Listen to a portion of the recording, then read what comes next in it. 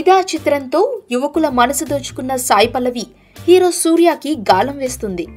మలయాళంలో నటించిన ప్రేమం చిత్రంతో అక్కడి సినీ ప్రియుల ప్రేమాభిమానాలను పొందింది. దీంతో కోలీవుడ్ కన్ను సాయి పల్లవిపై పడింది. మణిరత్నం లాంటి ప్రఖ్యాత దర్శకులు అవకాశం కల్పించడానికి రెడీ అయినా నటుడు విక్రమ్తో జతకట్టే ఛాన్స్ వచ్చినా ఎంబీబీఎస్ చదువుతున్నానని చెప్పి ఆ అవకాశాలను సున్నితంగానే తిరస్కరించింది. దీంతో తమిళ చిత్ర పరిశ్రమ సాయి పల్లవిని మరిచిపోయింది. అలాంటి సమయంలో అనూహ్యంగా టాలీవుడ్లో ఫిదా చిత్రంలో ప్రత్యక్షమైంది.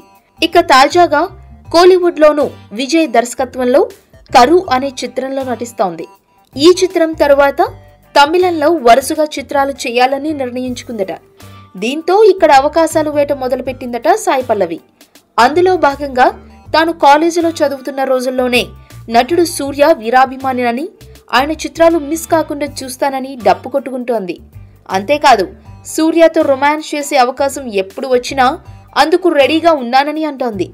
ఇక ఇష్టమైన నటి ఎవరమ్మా అంటే ఇంకెవరు అనుష్కనే అని టక్కున చెప్పింది ఈ భామ.